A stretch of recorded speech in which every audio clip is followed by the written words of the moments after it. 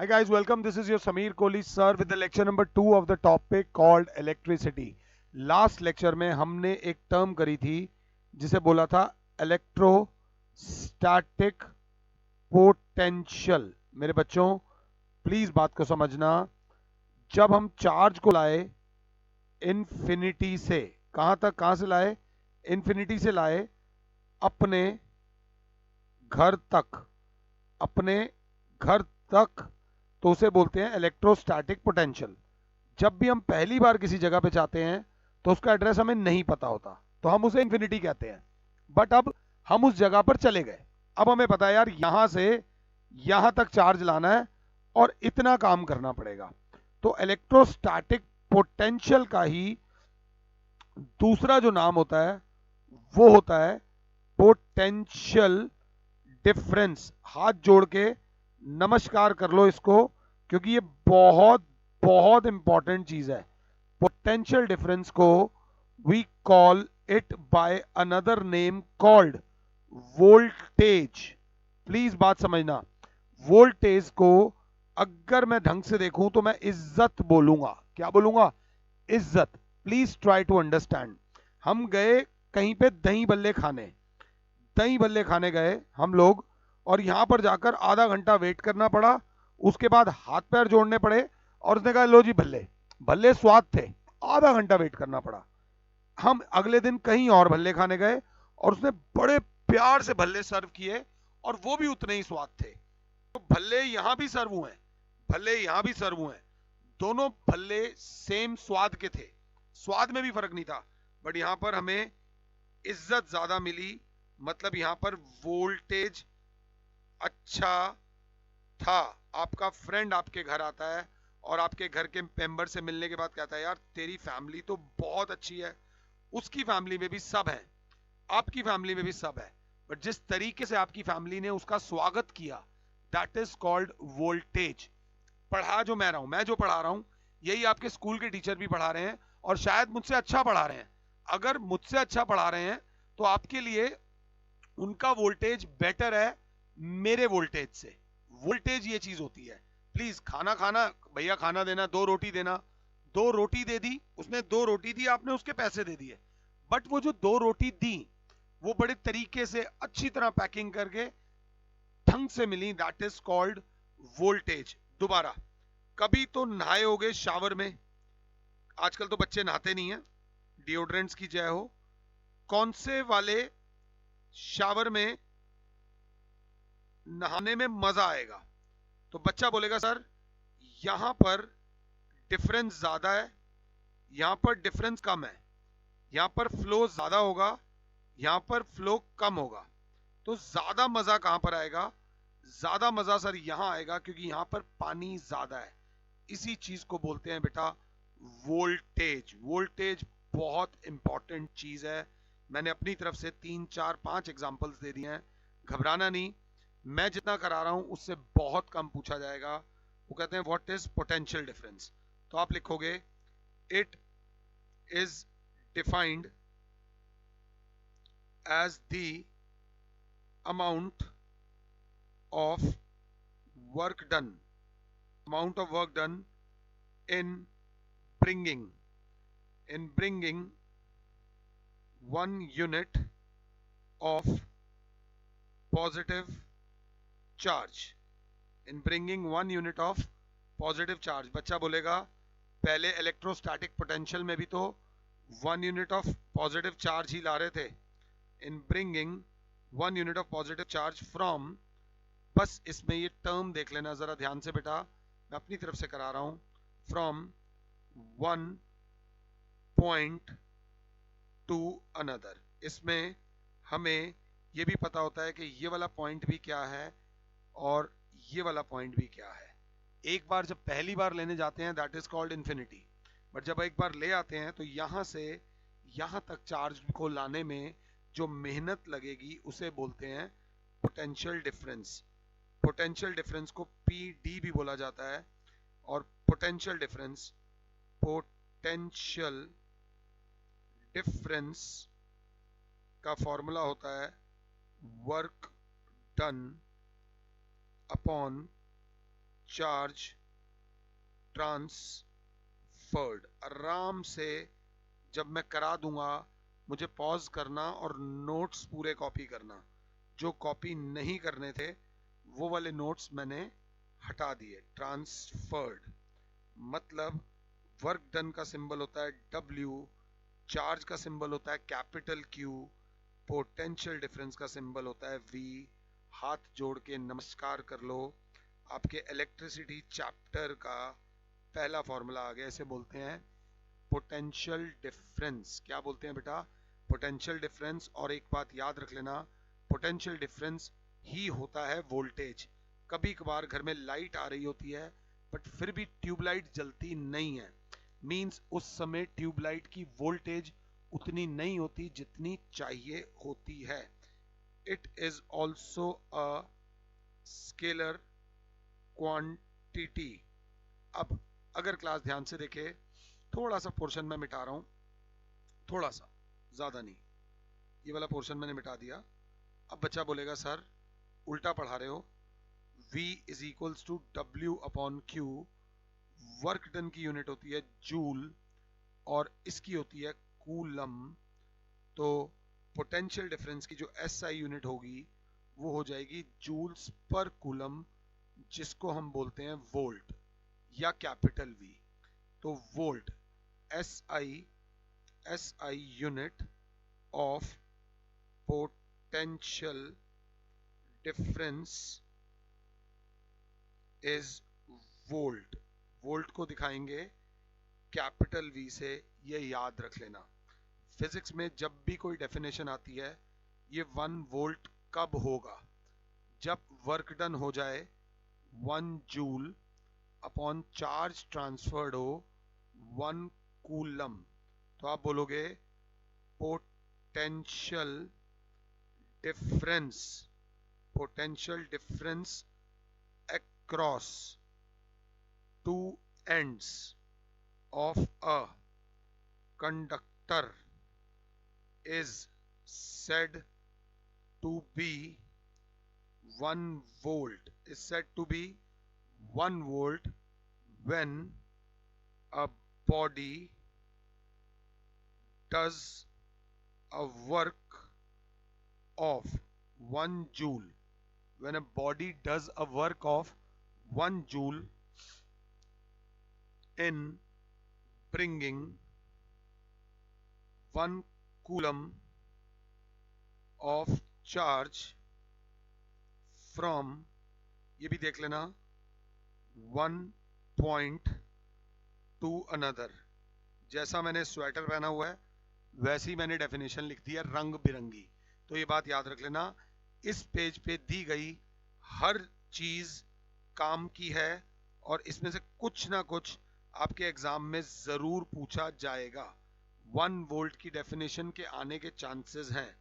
एक और बात, potential difference. Potential difference is measured by an instrument called, अगर साथ हो तो वोल्ट मीटर।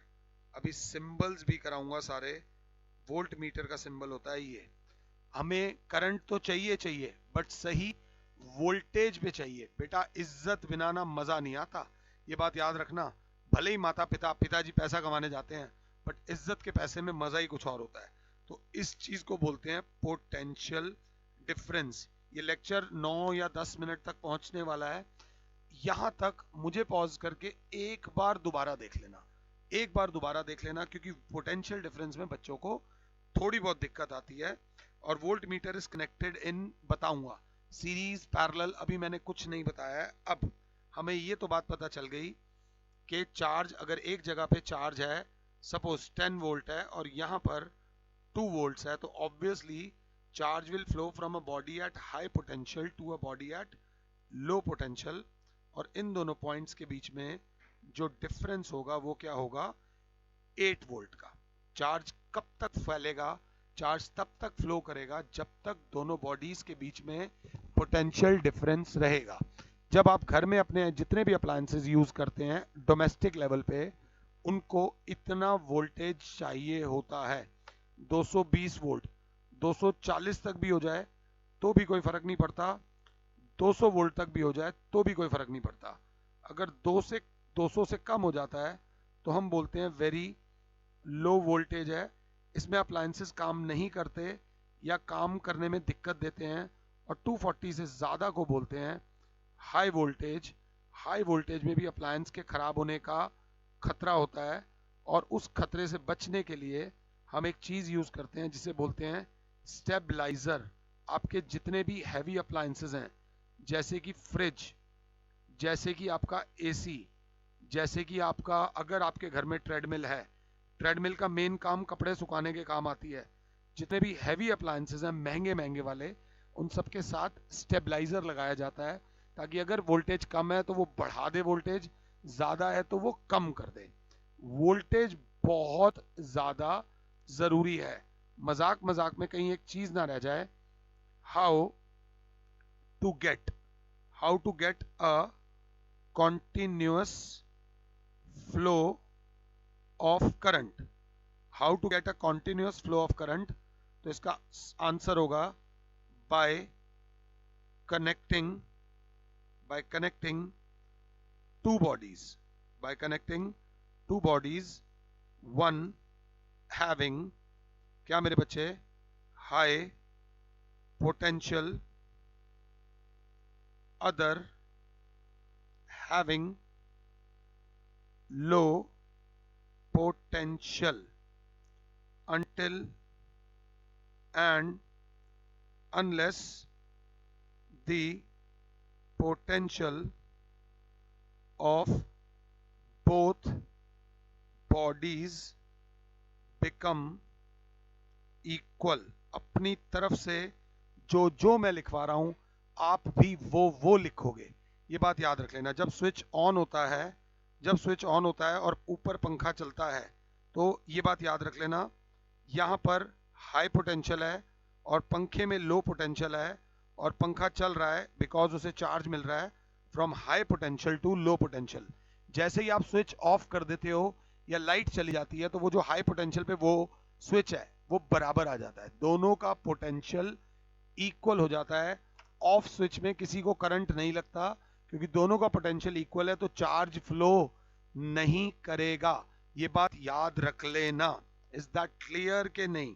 अब चार्ज फ्लो करेगा। अब चार्ज फ्लो करने के लिए हमें क्या करना है? ऐसी सड़क बनाएं या ऐसी सड़क बनाएं या ऐसी सड़क बनाएं?